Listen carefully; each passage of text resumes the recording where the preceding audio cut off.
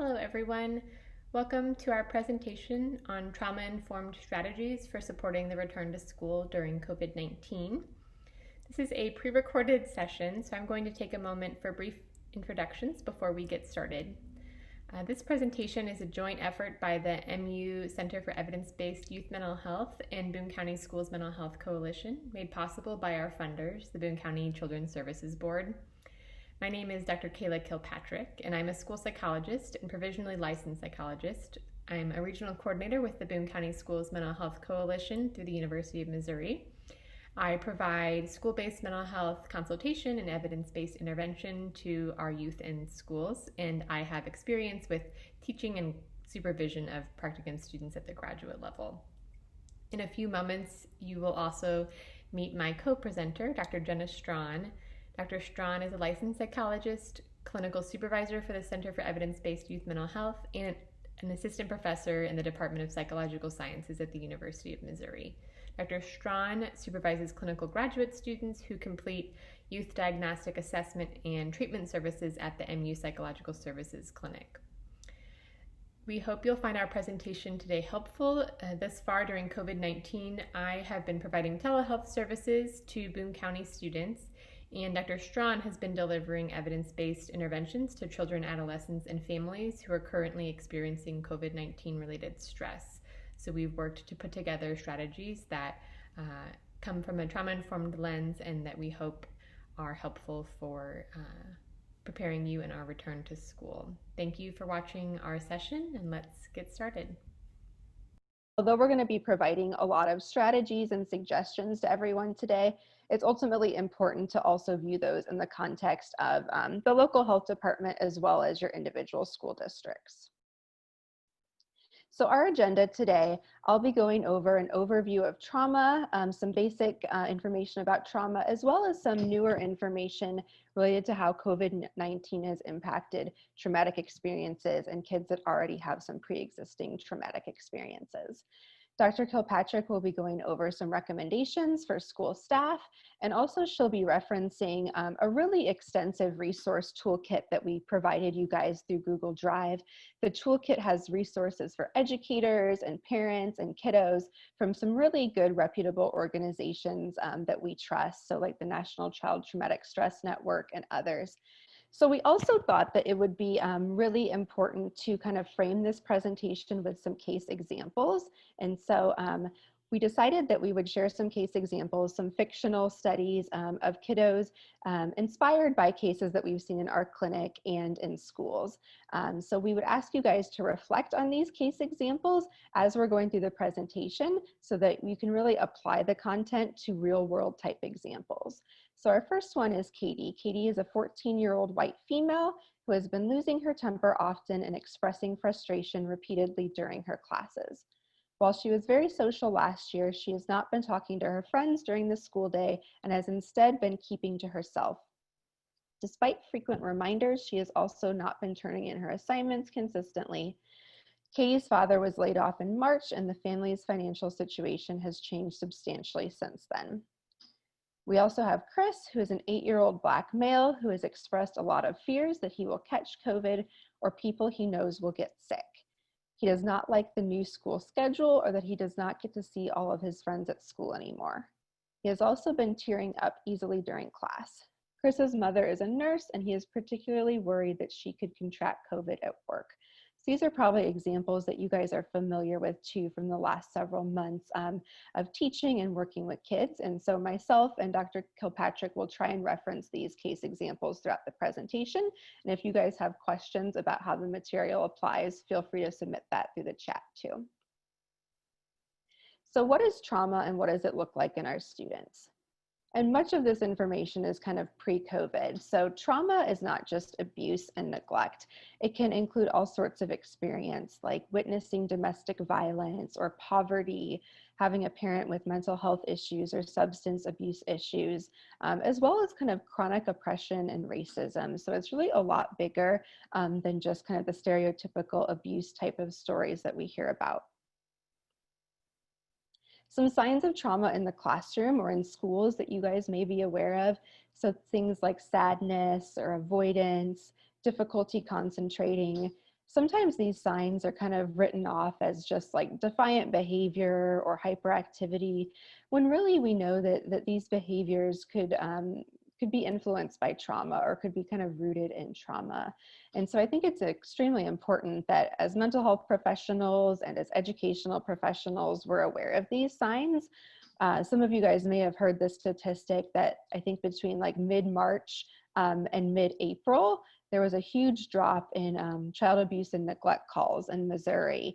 And I think it shows sort of the difficult impact that school closures had on kids, and really the importance of mandated reporters, and how teachers and counselors are such good advocates for kids. So I'd really encourage you guys to continue to be aware of these signs of trauma in the classroom and in the online learning environment too. Some implications of trauma, these are more diagnosable mental health issues. So things like depression or anxiety or PTSD, these are things that could occur if trauma is not addressed. It's also important to know that not every child that experiences trauma will have PTSD. There may be some symptoms, but we also know that a lot of kids and adolescents are really resilient. And there's factors that contribute to resilience and protective factors with kids. And so we'll be talking about that a little bit later today, that how you guys can still promote resilience in your kiddos even during this pandemic. So here's some of our more updated information. How is COVID-19 different from other trauma? In the past, when I've talked about trauma, I've probably framed it as more of a predictable, more discrete type of event. So maybe one instance of abuse or one type of crisis like a fire or a tornado. And while those things are also really challenging, they usually have an end point.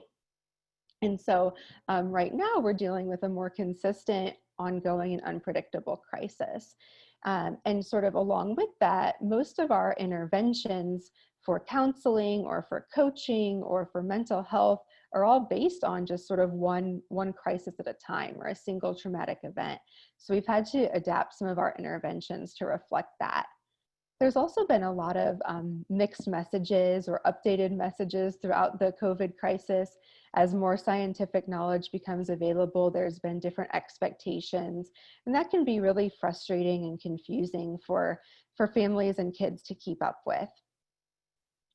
Another thing that is a little bit different than some of the traditional traumatic experiences are that kids and families are required to stay at home for an extended period of time.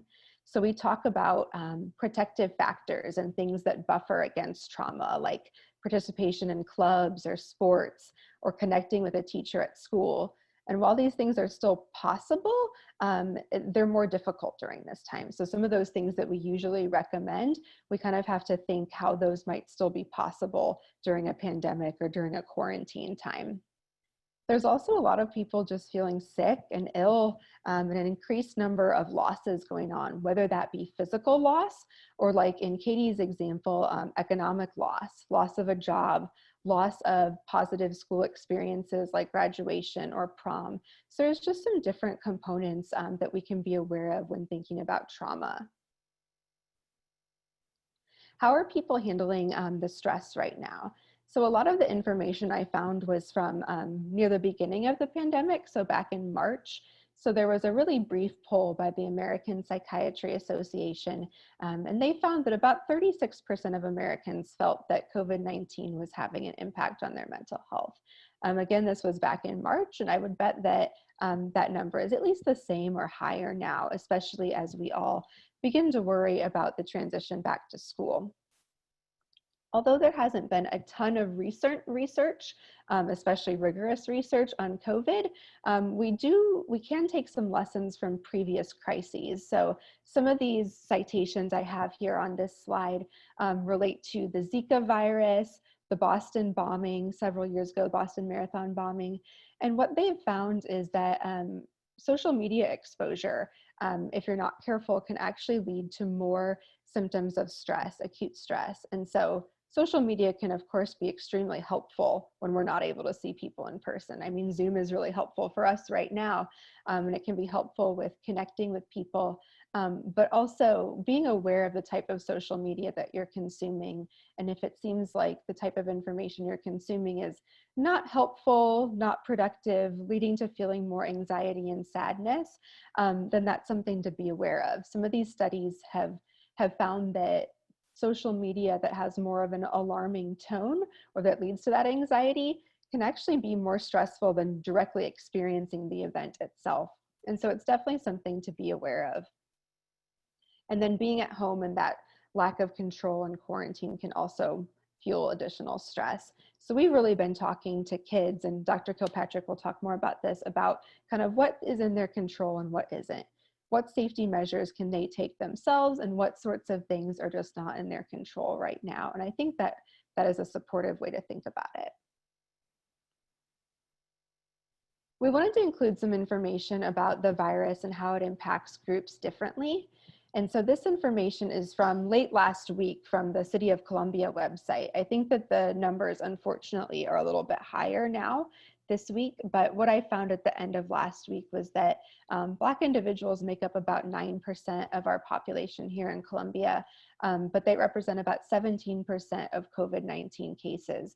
Same with Hispanic individuals or other people of color. And so this is something that's been in the media, but what really has led to some of this disparity and disproportionate impact? And I've heard a lot about pre-existing conditions, which is certainly a factor, but I think it's also important to talk about some of the more systemic racism or the policies that have existed even before now that have led to disproportionate impact. So things like people of color living in more crowded communities or crowded housing, taking public transportation more often, being in jobs where they're not able to take off or considered essential workers, and so still having to go to work. I went to graduate school in Nebraska, and they've had some meat packing plants there that have been really highly affected. So I think about those type of jobs. Also, you have some oppression and disproportionality that have already existed in the healthcare system. And so I think sometimes people of color are less likely to approach a formal healthcare system or a mental health care system. And so there's really a lot of different factors besides just a pre-existing condition that is leading to some of this disproportionality. Especially at the beginning of the pandemic, there was some misinformation coming out about the origin of the pandemic, and then that resulting in hate crimes and racism against Asian American individuals. And this is still occurring, and I know that there are several websites that track these types of hate crimes, but it's really important to direct families and direct kids to reputable resources and correct some of that misinformation so that we don't have this type of behavior occurring in classrooms. This is just another graphic from the CDC as of mid-June that shows some of the disproportionate impact that people of color, specifically Hispanic individuals, American Indian, Black individuals are experiencing. I really like this graphic as well because it shows how not only is this impactful, but it's also compounded, so it's additive. So we have different levels of exposure to the virus, like I talked about before, with maybe healthcare workers or people taking public transportation, but we also have disparities in treatment. If people are not as able to go to the hospital due to insurance reasons, or I've even seen some things about people of color being less likely to participate in some research studies or clinical trials around the virus. And so really at every stage, there's disproportionate impact, and this leads to a lot of unequal levels of COVID. And none of this is new. This graphic is from 2008. So I think that this has been in the works for a long time, and COVID has just really brought some of this to light for many of us.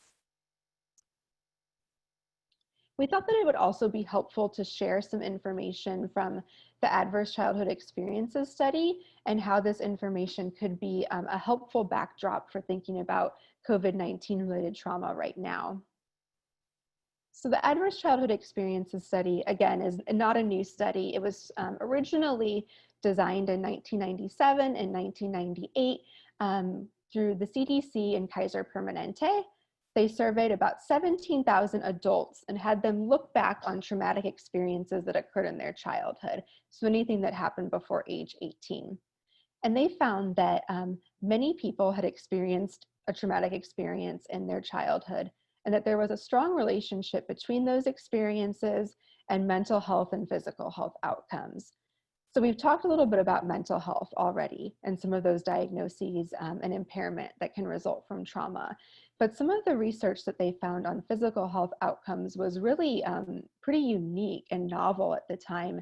And so they found that even after controlling for different types of coping behaviors, so like poor eating or substance use, the people that had experienced traumatic experiences in childhood were more likely to have cardiovascular issues, heart disease, stroke at an earlier age. And so why is this? And they found that really it relates to how trauma changes the brain, and how traumatic experiences can activate emotional centers in your brain and overactivate some of the stress responses with cortisol, so that these are becoming overactive and having a really large output that then leads to some of these physical health issues, heart issues over time.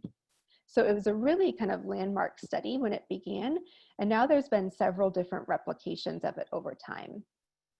So these were the ACEs that were surveyed in the original study. Some of the different traumatic experiences we've already talked about, things like physical abuse or mental illness.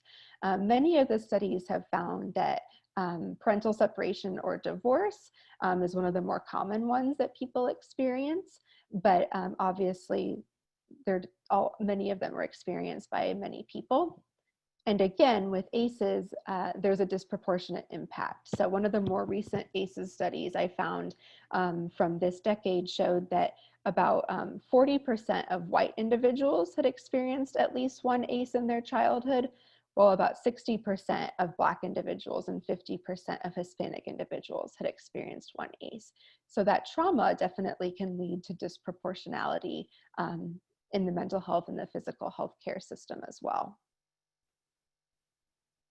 I would really recommend this TED Talk, and I've shared it in some of the other talks that I've given. It's given by Nadine Burke-Harris, who's the Surgeon General of California. Since we only have an hour today, I'm not going to play it right now, but she talks about this in a really passionate, eloquent way and can share more detail and background than I'm going to share right now. And she also talks about how this has led to more screening of ACEs in pediatricians' offices, and how we're really looking at it like a public health issue and not an individual issue. And so she talks about some trauma-informed types of practices that are coming out of it. And I think it's a really engaging talk. Wish we had time to look at it. This is an ACEs quiz. So if you'd really like to look at what the questions are worded like, or all of the different ACEs that are surveyed in the study, you can just Google ACEs quiz, or you can take the quiz on the Safe Launch website right now. I think it's helpful to just kind of see what the questions look like and to kind of take this survey in real time. So again, we don't have time to talk about all of that today, but if you'd like to do that on your own, I think it can be a really meaningful and powerful experience. So bringing a lot of this information together, how can ACEs be exacerbated during COVID-19? I like this graphic because it shows that trauma and adversity doesn't just exist in isolation or exist in a vacuum. It talks about how there can be toxic life events or traumatic experiences that one individual could experience, but then that is also influenced by family and community and society factors. So specifically with COVID, we talked a little bit before about some family impact. So employment concerns or unemployment concerns, like in Katie's case, or having a more heightened risk of domestic violence since people are at home more, maybe have a lack of access to different resources like mental health resources, food resources, impacts from isolation, decreased access to mandatory reporters at schools, which I mentioned before, and then some of the sociocultural impacts of racism against certain groups. And so this is really to show that this is a systemic problem, and it's a big problem, but it's also something that we want to be really transparent about. And despite it being a systemic problem, there's been some good research, again, on resilience that I talked about before, that many kids are actually fairly resilient and can develop good coping skills after traumatic events. So this is some information from a 2019 study. And I like this information because many of these positive or protective factors can still be utilized right now. So adults indicated that these types of experiences buffered the impact of ACEs, being able to talk to their family about feelings, participating in certain community traditions, feeling supported by friends, having at least 2 non-parental adults who took a genuine interest in them. So a lot of these are more informal types of strategies, and Dr. Kilpatrick is going to talk about some great resources that you guys can use to promote resilience in school. But I like that many of these things can be done even during a pandemic and can be done virtually as well to promote kind of a sense of belonging with our kiddos. How can you address some of the disparities in race and ethnicity related to COVID?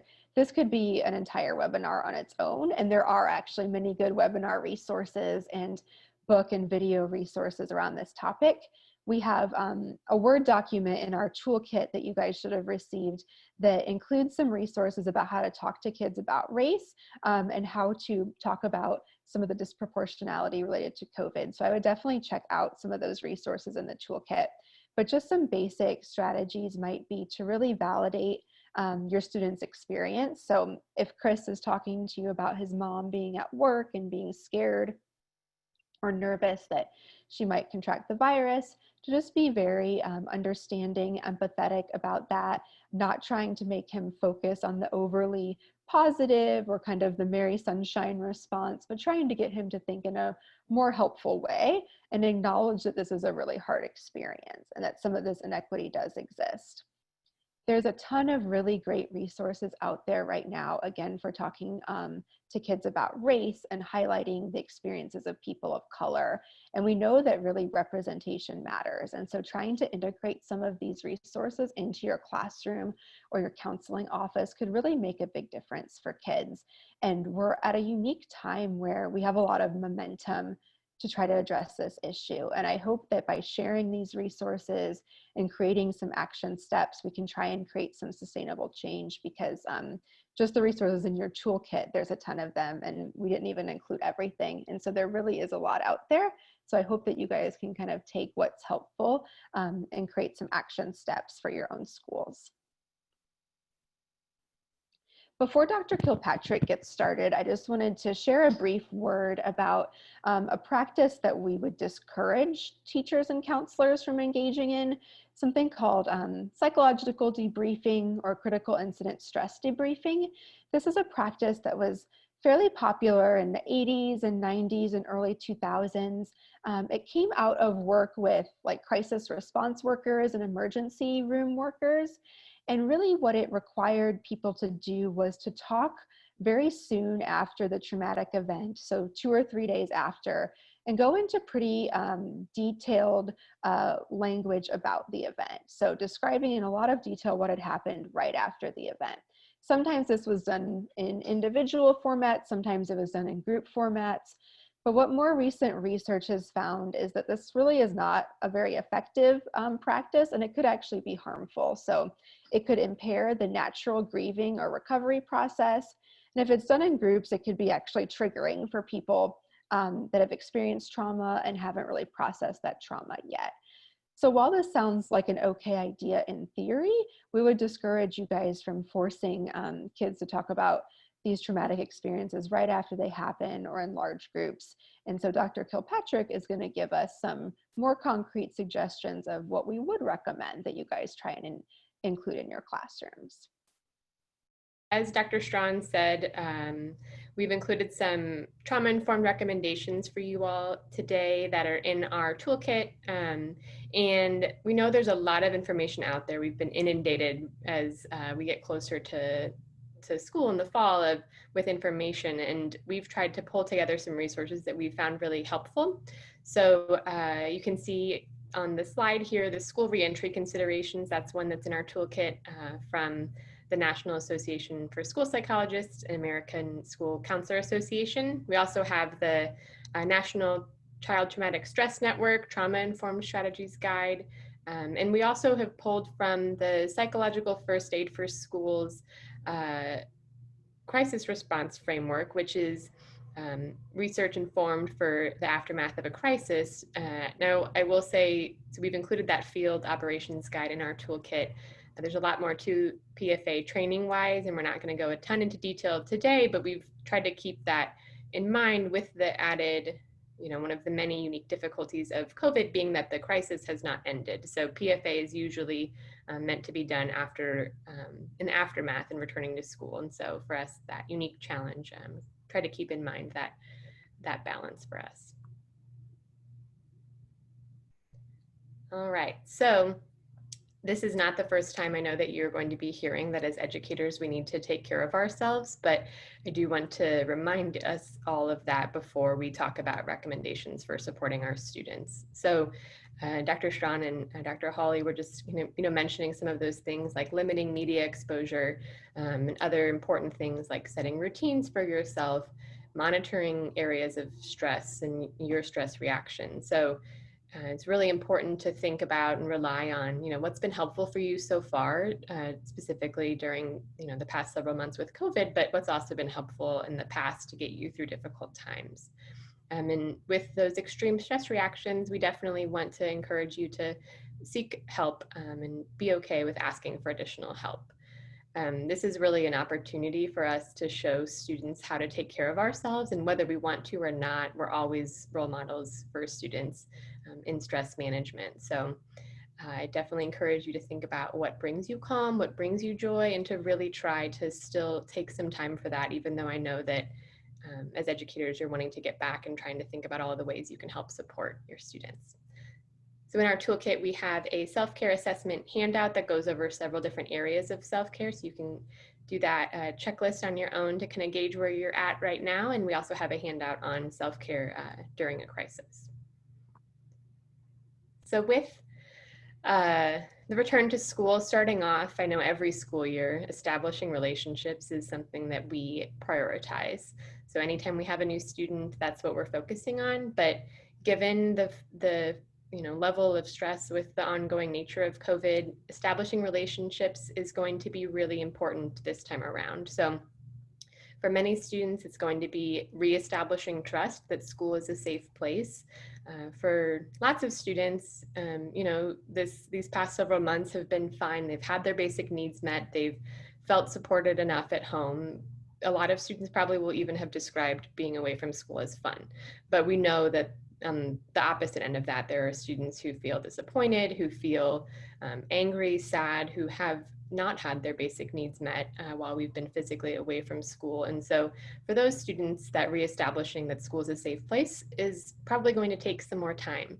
And really for all of us, that adjustment period and getting to know everybody, it's okay that that's going to take a little bit longer, possibly this time around. So encourage all of us to think about how you can actively reach out to your students, to listen to their stories, make sure they feel heard. So again, we're not ever putting pressure on a student to share their experiences, how things have been going the past several months, but to really hear when they are wanting to share something specific. So thinking about if you're returning physically to class, how you can have a touch-free greeting with your students, or if you're going to be virtual online, you might have already come up with fun ways to do greetings or wrap up at the end of class with your students, but one of those ways to have that relationship and build that. So we're really wanting to come from a trauma-informed approach here of giving all of us extra time for adjustment, and knowing that for some students who might have difficulty initially with the relationship building piece, that it might be students trying to push boundaries, have some defiant behavior, and that would be considered normal for students to try to figure out what they do and don't have control over, like Dr. Strawn talked about. And in the toolkit, we have put a resource that's recommendations for holding a virtual community circle if you will be online with your students this fall. So sharing information is always important. Anytime something big, a traumatic event has happened, obviously we are talking about, not wanting to, for ourselves, be too in the weeds with all the information out there about COVID, but we do know that students are going to want information shared with them regarding the return to school and the changes that we're going to experience that are different than when we left school physically in March. So the developmental appropriateness is really important. You can see the image on the slide here, Trinka and Sam fighting the big virus. This is an example of, I think, one of the many free books or ebooks, workbooks, coloring books even, for kids that are meant to help guide conversation with kids. And so this is a great example we've included for you to use with your students. So for early elementary age students, it's a balance of sharing very basic information with them while also reminding them of the specific strategies that we're using to help keep us safe at school. For older elementary, middle school students, they're going to be the ones to more likely start asking difficult questions that you can't readily answer. And so I think it's going to be important for all of us to acknowledge, to say, I don't know, or we can help look into that together. But there are also potentially difficult questions that we know there's not an answer for, so students asking, how long do I have to do this, where I can't hug my friends. It's going to be helpful for us to sit with students in that discomfort and just acknowledge that it's hard not to know right now. It's frustrating, and we do want to get back to that sense of normalcy, but we're doing these things right now to help keep us all safe. And then older students, high school age students, are of course more likely to have much more adult conversations. And so, being able to have those conversations with students and answer their questions, hear their concerns, while also guiding them to information sources on their own for them to be able to learn how to appropriately filter information. So for example, showing them the CDC website that has that factual information and updates on there. For any age of students, so this is kind of based on what Dr. Strawn talked about with the critical incident stress debriefing and how that's been found to potentially be harmful. If you're in a whole group setting and a student seems to be about to go into sharing of graphic details, for example, the loss of a loved one or any traumatic event that they may have witnessed or heard about, it's going to be helpful for you to redirect that so that other students don't hear it. Not to minimize that student's experience, because we really want them to feel heard and that that they can talk with adults about that, but we are recommending redirecting that because we don't want to risk secondary traumatization. And so you could say something like, if a student is starting to share that, thank you so much for sharing. I understand why you really want to share that with us right now. Would it be okay if you and I talk more about this after our morning meeting? So you're not dismissing it, but you are able to help kind of guide away from really traumatic details. Let's kind of dive into some safety procedures. I know that's something that's, constantly been talked about right now with school. So in the return, it's a balance of physical safety and that psychological and emotional safety for our students and for ourselves. So we already know, especially for physically returning to school, we're going to have new structures, routines that are going to take time and that are probably going to take a lot of practice with our students. But it can also be helpful to gauge asking questions of what they understand, what they don't understand about the safety procedures that are happening, and to be able to have them share their concerns. So students are going to want to hear the facts, understand why they're happening. One idea could be filming a video of yourself walking through from the entry, what does coming into the building look like, down the hall to your classroom, where do I set my stuff, then how do I find my seat on the first day, for students to be able to have a little bit of a preview of some of those potential changes. And it can also, it's going to be a balance. I think this is what's difficult, is that we can't fully reestablish that safety because the virus is ongoing, and all of these precautions that we're hearing about recommendations for are going to be a constant reminder that we technically aren't fully safe. We're not safe from the virus. And so it's going to be, again, from that trauma-informed lens, a balance of hearing frustrations and the many different feelings that are going to arise, remembering that our safety is in question, and that reminder of we're doing what we can to keep us safe, and reminding students that additional changes are going to come. I included this image here I tried to find a student doing airplane arms. So for younger students, being able to stick their arms out as a way to help with the spacing, although I know that their arms usually aren't long enough for it to be, 6 feet with everybody having their arms out, but still, one small idea. So the impact on social emotional functioning, I think, is something that a lot of us have been wondering about, how it really, as a whole, is this impacting our students? But we know, regardless, that it is impacting them, having limited social interaction, regardless of their age. So we have in our toolkit this guide called Growing Friendships During the Pandemic, which is helpful for students to think about some creative ways of how we can still have our friendships, but knowing that we're not still maybe even physically with our friends in the way that we normally would be spending time with them. So for preteens, teens, thinking about that developmental level, it might be expected that they might have a lot more frustration surrounding returning to school and not having it go back to normalcy of being able to choose where I sit in the cafeteria, or even leave the building to go get lunch from McDonald's across the street. A lot of those changes that are still going to be, again, reminders that we're not through this yet. So the case example of Katie being 14, she might be more impacted by the fact that she can't play sports with her friends this season, compared to Chris, the case example, who's 8, who's worried about his parent getting COVID.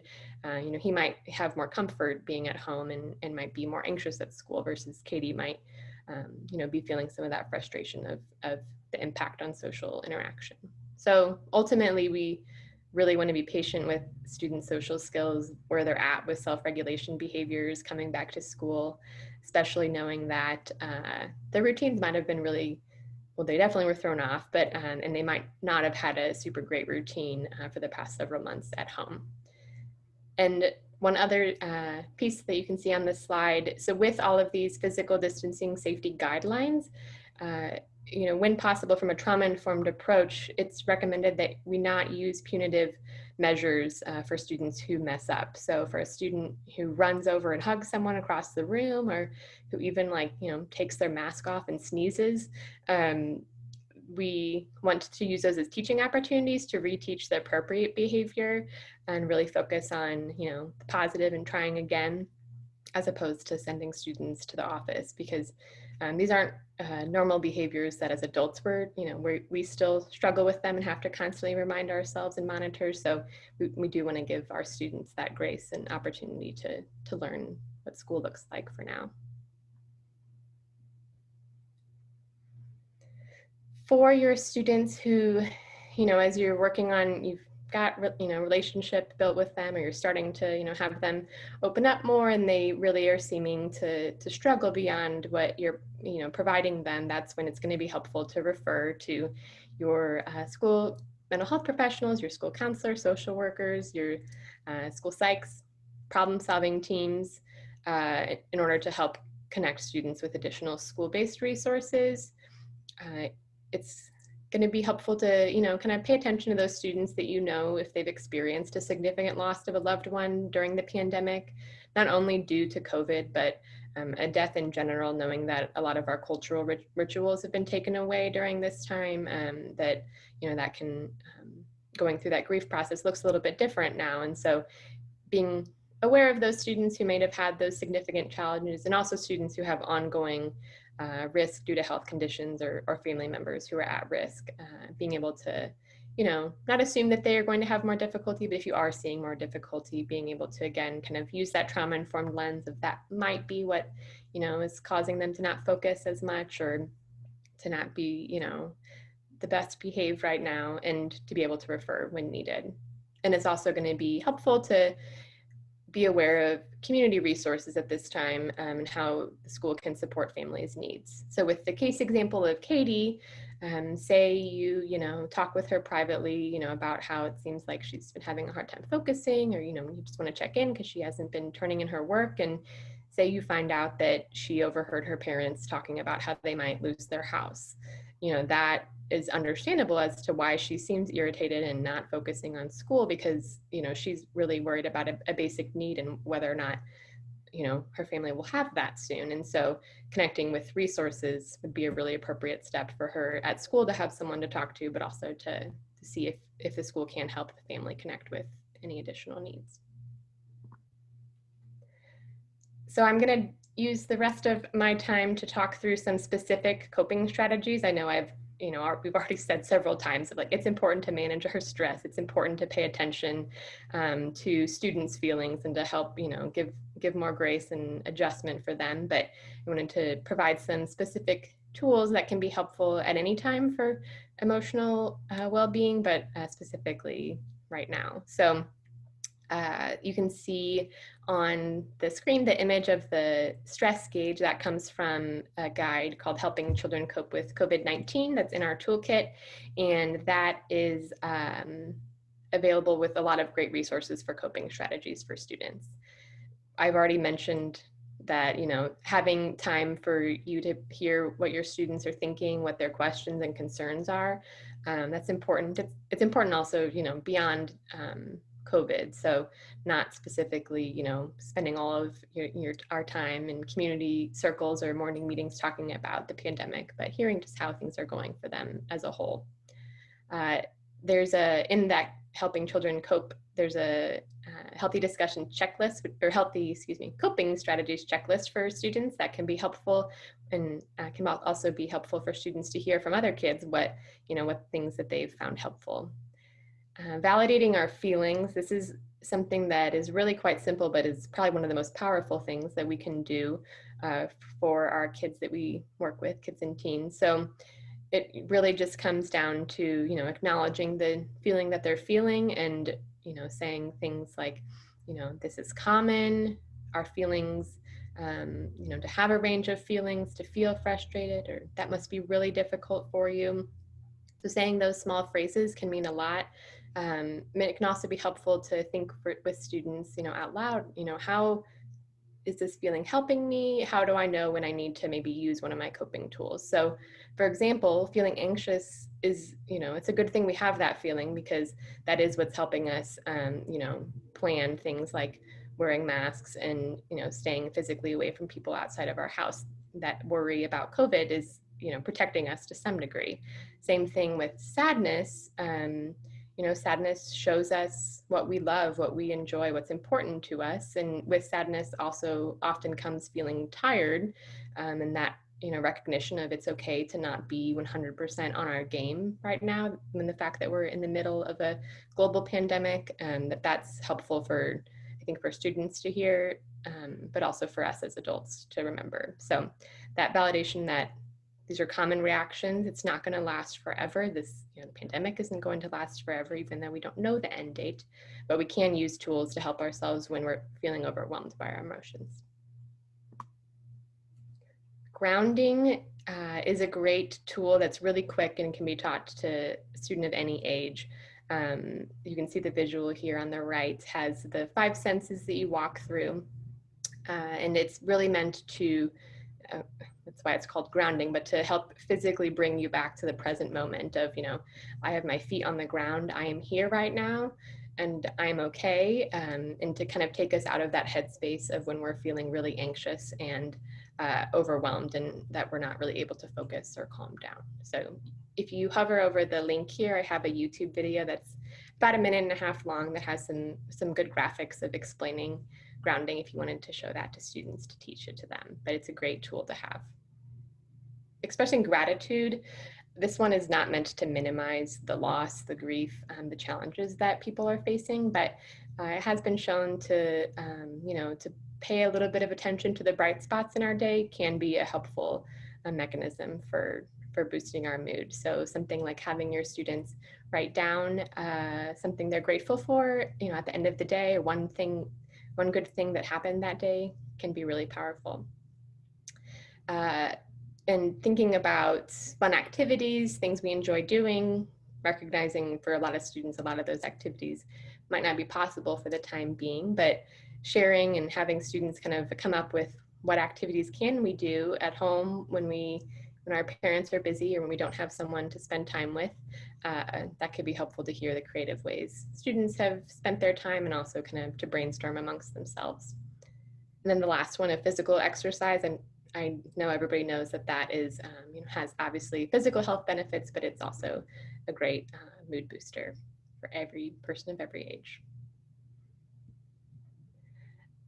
Belly breathing. I imagine if you've attended any self-care seminar or any, pretty much any presentation I've ever given, I know you have heard this as a coping tool, but it's called lots of different things.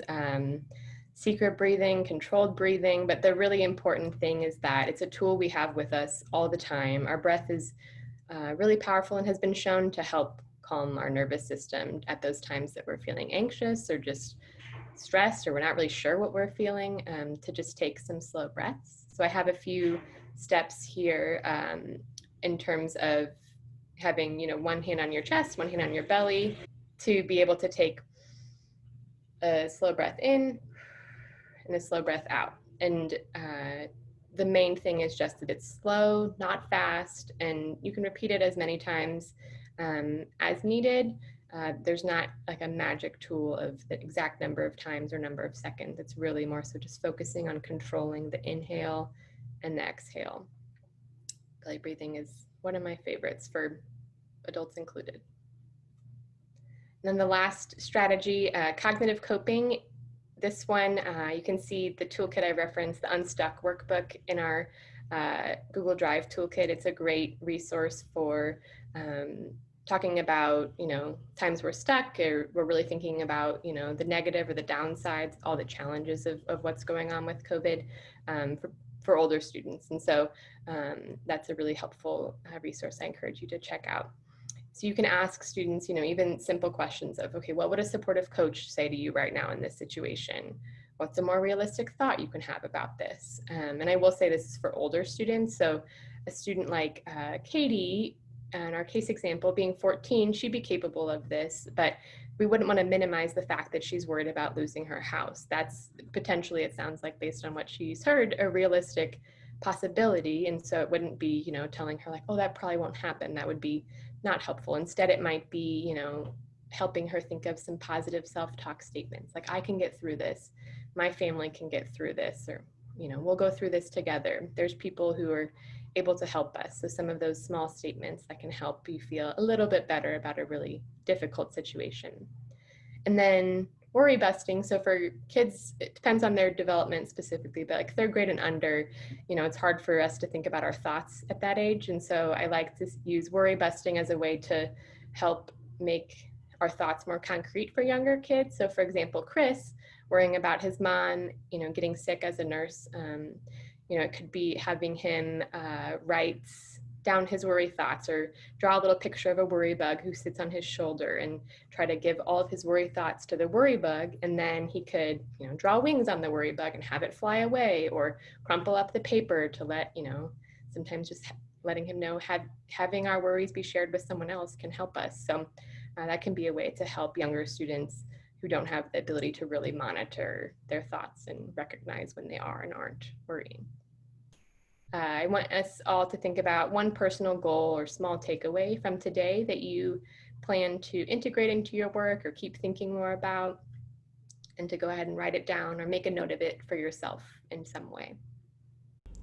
All right, I know we've packed a lot of information in a short amount of time. I hope you found some valuable takeaways from our presentation today. With wrapping up, we want to go ahead and thank the Boone County Children's Services Fund again for the opportunity to provide these professional development trainings.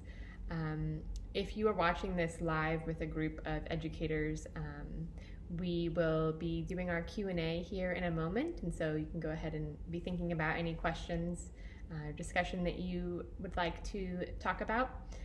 For those of you who are watching this pre-recorded on your own, we will work to make sure that you have access to the Google Drive toolkit that Dr. Strawn and I mentioned throughout the presentation. It has a lot of great free resources that you're able to use as you wish with supporting caregivers, supporting our school staff, yourselves, and then supporting our students. And so look for that link at the same place that you found this recording.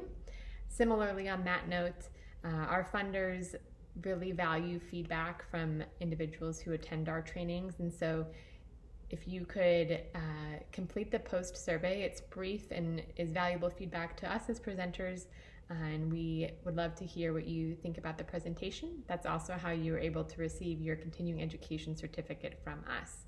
So again, that link should be in the same place that you have found our recording. If you're watching this live with a group of educators, we'll do that here at the end after our Q&A. Dr. Strawn and I want to thank you again for attending. If you have any questions for us or would like to reach out, our email addresses are below. And we wish everybody a safe return to school this fall. Thank you.